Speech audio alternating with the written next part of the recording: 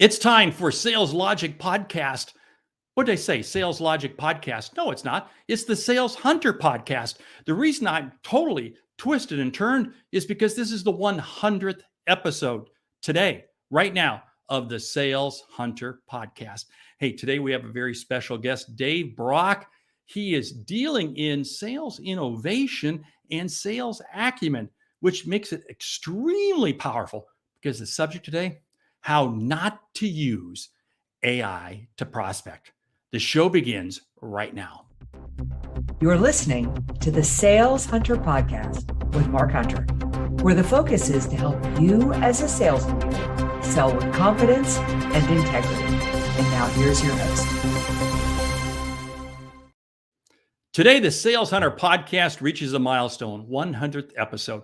No better person to have on it than Dave Brock. Dave Brock is a master at sales. His two areas of focus, not just sales innovation, company innovation, and business acumen. Let me tell you something, that gives him a powerful front seat in this whole world of AI. And this episode is going to make your head spin. Dave, welcome to the show. Thanks, Mark. This is, AI is kind of hitting everything that we see. Every newspaper, every article is all about AI, and particularly ChatGPT and the wonders of ChatGPT. So it's really exciting, and it's fascinating to see how much, pure garbage we're able to develop. Wait. Okay. Garbage? Come on. I thought ChatGPT was supposed to set the world straight, enlighten all of us. Did I miss a memo? Yeah. Have you looked at your inbox recently? Yeah, I have. And I also read your LinkedIn article you posted yesterday. You are controversial. Well, thank you. I try and stay ahead of the trouble I cause. But anyway, it's become the fashionable thing. It's what the cool kids do. And, if your feed on LinkedIn and on the social channels is anything like mine, I'm just inundated with hints and tips and tricks and manipulations about how ChatGPT can generate prospecting letters. I can do 1,000 personalized prospecting letters in 15 minutes. I have business acumen. I can get into, what really drives a CFO or CIO or whoever it is my target customer is, and it can give me personalized letters about, what they care about. And most of it's trash. It is trash because A, it's dated. I find it's dated, and B, it's so generality. It's like in your example yesterday, you talked about, a prospecting letter to a telecom CFO. Yeah. And man, it was elementary as can be. Well, and it's funny is I was reading an article by Devin Reed. He's head of content at Clarity, and he has kind of a similar opinion. He says, what we're able to do is create bad impressions at scale. Yeah. And wait a minute. That's a drop mic moment. Bad impressions at scale. I love that, Dave. Thank you. Well, that's Devin. Thank you, Devin. I just copied him, but it what it is these tools are very powerful, but I think we're trying to hit the easy button and use them in the wrong way. So we're using them for, frankly, mediocre prospecting letters. I look at ChatGPT prospecting letters and I said, salespeople are just as stupid as ChatGPT. They can generate stupid prospecting letters as well. Or, like yesterday I talked about, people are talking about business acumen. And so I went into ChatGPT and said, tell me more about what CFOs are concerned about. And then I said, well, tell me more about what CFOs in technology are concerned about. And so I kept drilling down into industries. And they told me terrific things like they're concerned about financial management, budget management, cash flow, and I said, well, gee, this is business 101. This is rocket science, isn't it? Yeah, really amazing. Yeah. Shocking. And you think of that and say, how do I write a nice prospecting letter to a CFO, say the CFO at Verizon, and I say, hey, Tony, I understand you're having some challenges with financial management. Is that going to catch Tony's attention? Is he going to say, wow, Dave, you came to me with a lot of insights? Or even worse, imagine Tony getting back to me and saying, what do you mean? Go deeper. Now we're right. We're not equipped to have those business conversations with our customers. Right. Hey, great question here. Just came in. Chat letters are flat, but many sellers can barely write. So if it helps a seller come online faster, then it has value. Pros, cons on that.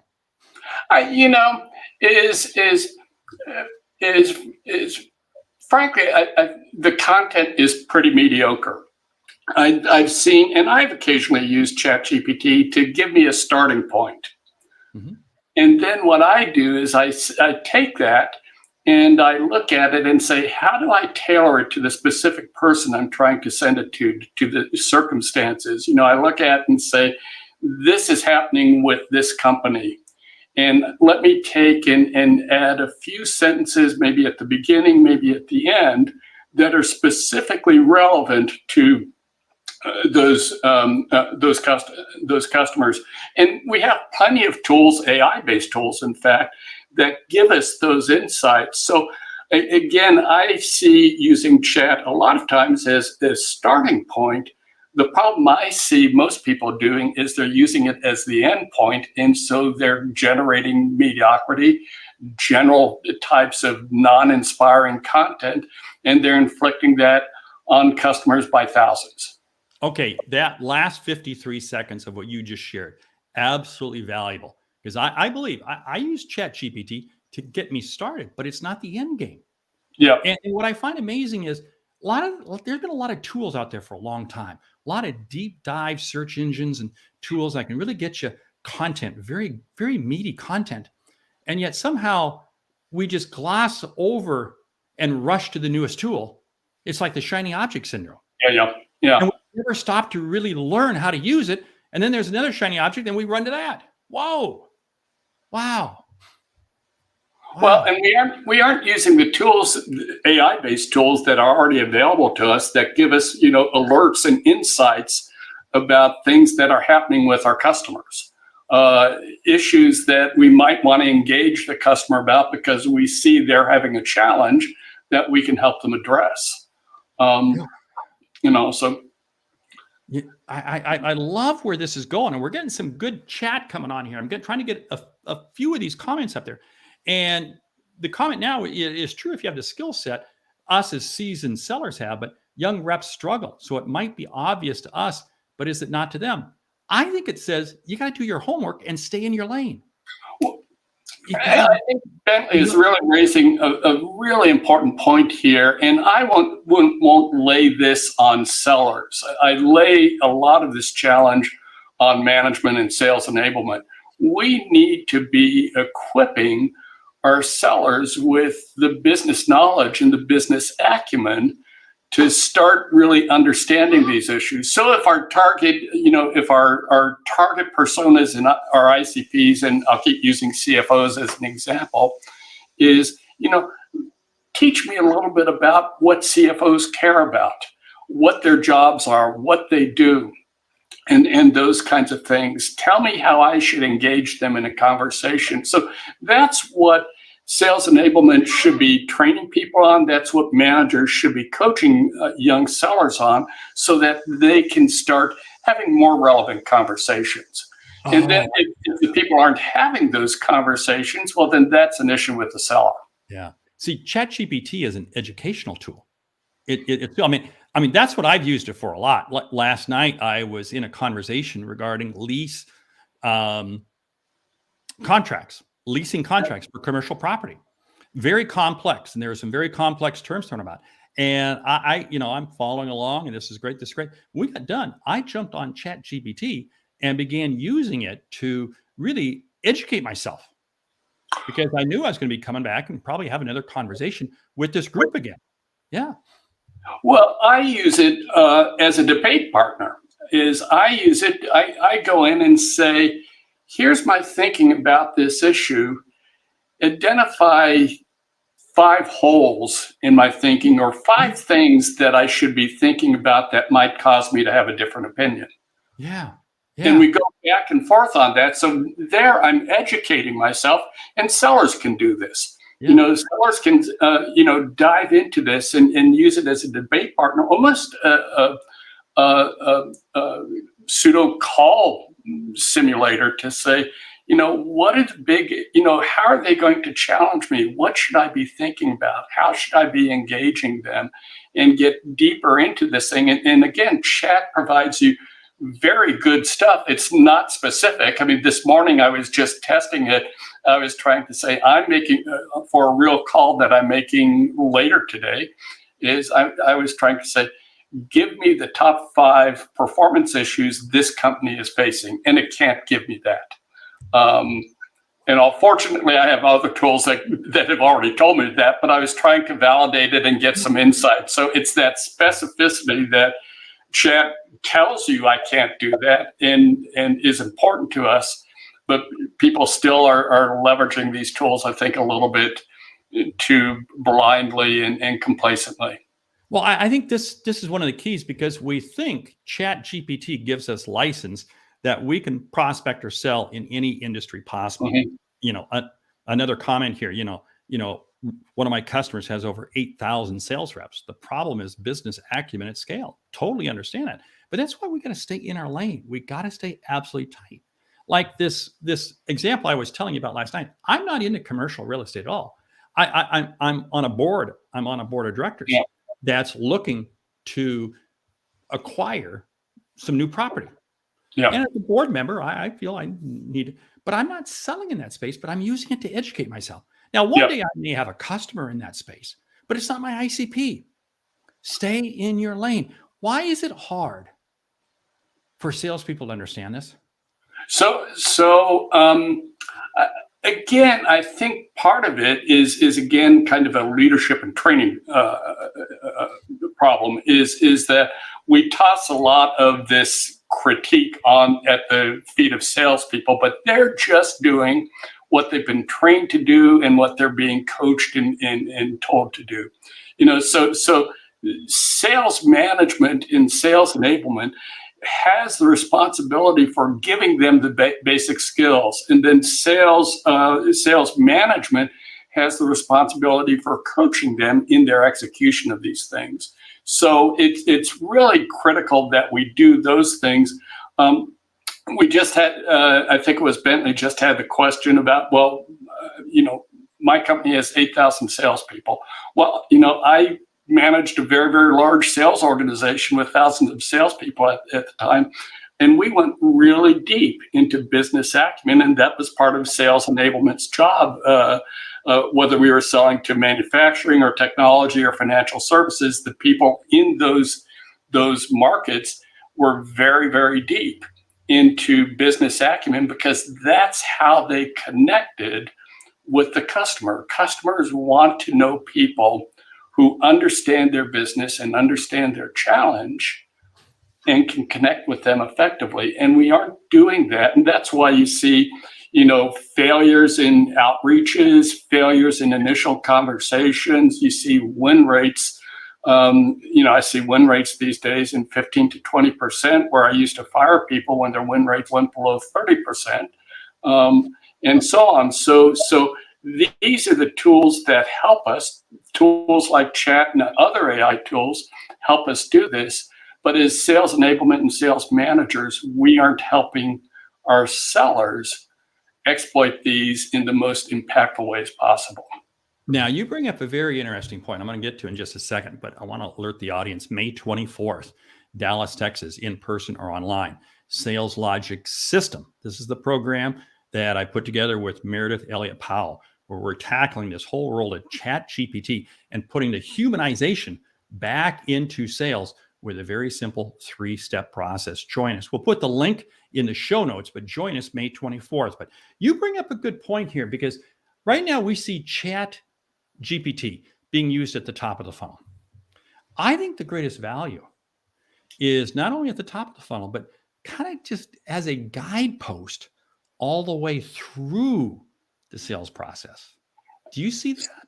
Or do you See, not see I see that again, using ChatGPT as a debate partner or a coach is, you know, in our last meeting, we came up with these issues. The customer has these concerns. How should I be talking to them about these things? So I could use it kind of in my call planning and my call execution.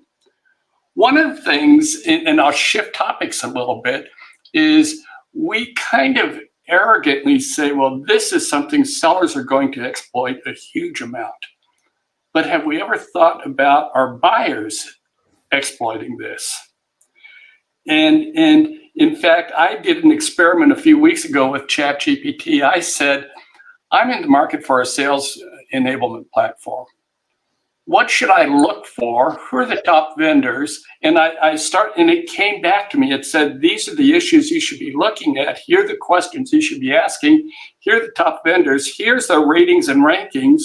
And I said, well, I'm really looking specifically for these functions. And it said, oh, these two vendors are the best in doing that.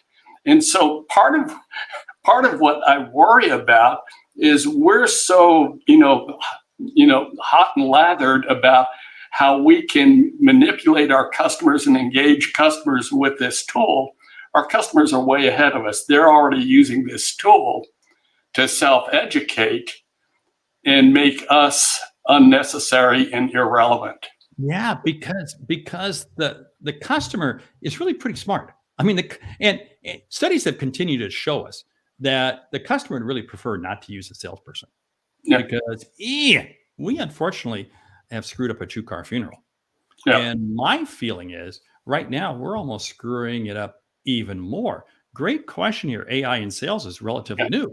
Give it a few years, it's going to get refined. I'd say give it a few months, it's going to get refined. I've seen chat progress immensely just since I first saw it the 1st of December.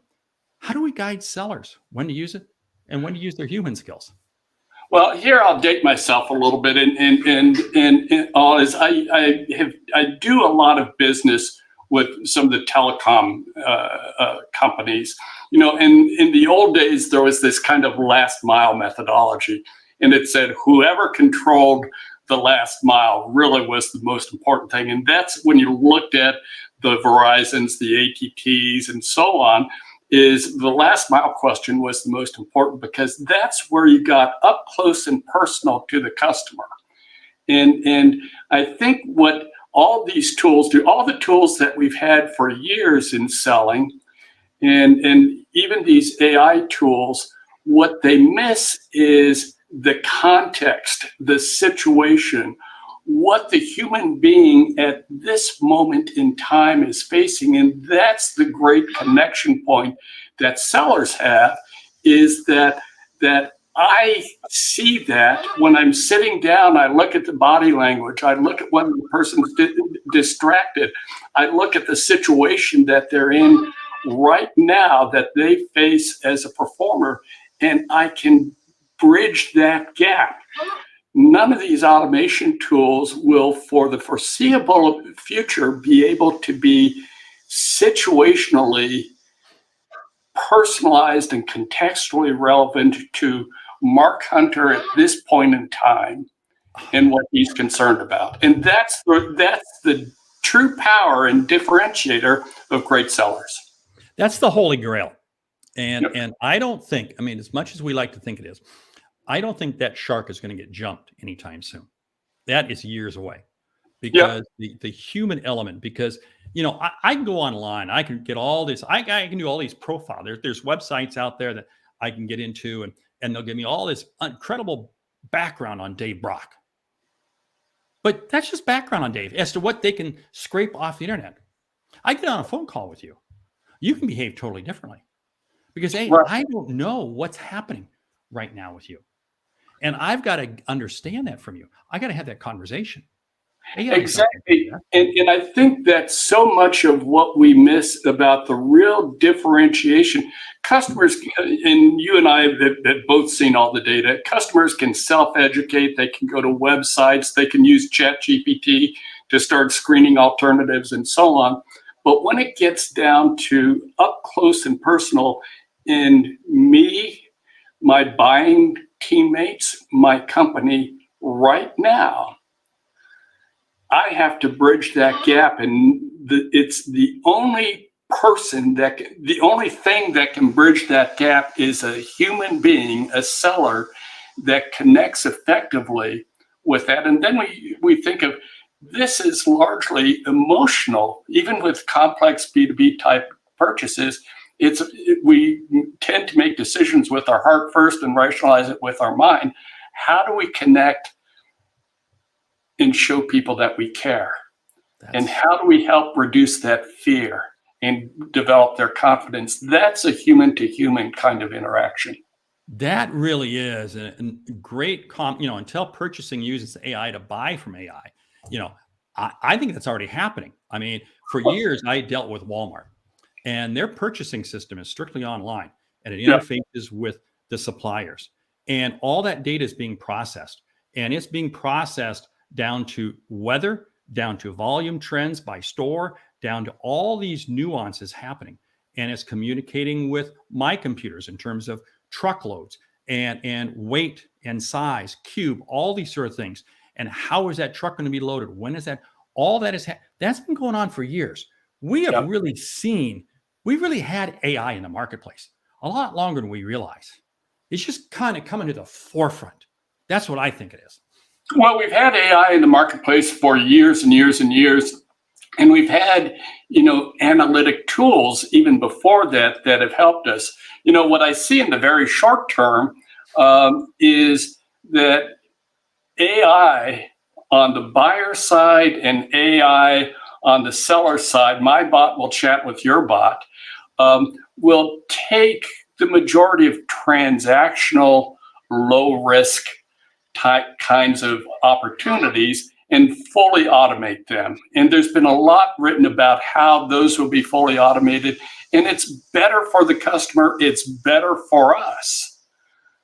And now you say, well, where are sellers needed? And it's in this very complex, fast changing world where people are doing things that they've never done before, where they are facing challenges and needs to change their business, and they've not done it, and they need help in understanding it and making those decisions with confidence. And again, that's the spot.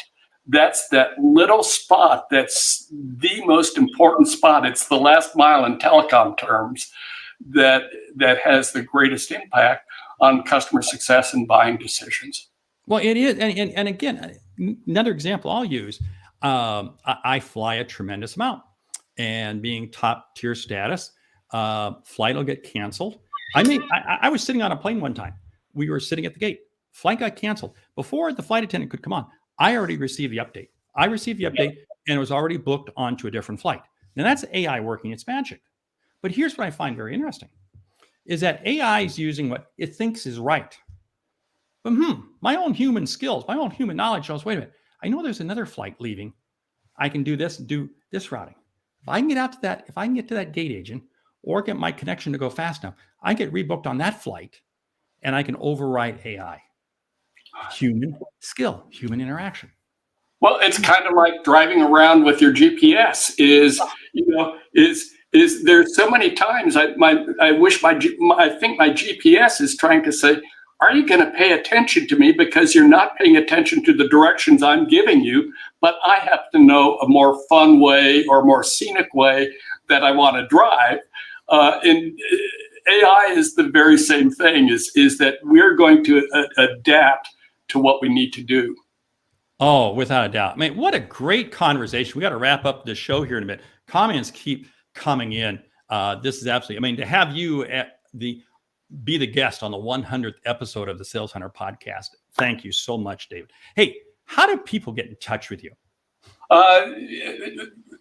Read my blog and through comments on my blog, partnersinexcellenceblog.com, or you and I see each other hanging out on LinkedIn all the time. So reach out to me on LinkedIn. It would be a pleasure to talk to more people about this. Yeah, we will get your website, your blog page link dropped into the show notes when the show goes live. Because I'll tell you what, you are very, I love it because you don't hesitate to call out the elephants in the room. That's what I love. In fact, you wake up every morning saying, there's another elephant. I think I need to call it out. And you call an ace and a spade a spade. So David, yeah, go ahead. No, I just want to thank you so much for inviting me. This is such an exciting topic, and I'll continue to be writing and commenting about it and learning as well, because there's so much we can leverage these for. And I'm so privileged to be on your 100th broadcast. Thanks so much and congratulations, and thanks so much for inviting me. Well, now we'll see if we get to 101 after this one, right? So anyway, yes, we will. Anyway. Hey, with that, we want to say thank you for listening to another The Sales Hunter podcast. Absolutely great to bring you 2 shows every week. One, a short one with just me on a short insight, about 8-9 minutes. And the second episode, a longer one with an interview with a guest like we've had here today, David Brock. What is The Sales Hunter podcast? It's your place to get actionable insights, actionable, head-twisting, mind-numbing, real-life thinking ideas to help you sell more efficiently, more effectively. That's what the Sales Hunter podcast is all about. I'm Mark Hunter, the Sales Hunter, and this is David Brock. David, say thank you to the audience. Thanks so much, everybody. Hope this was gave you some insights and some ideas. I know it did, and we'll see everybody on the next episode. Thanks for watching. Take care.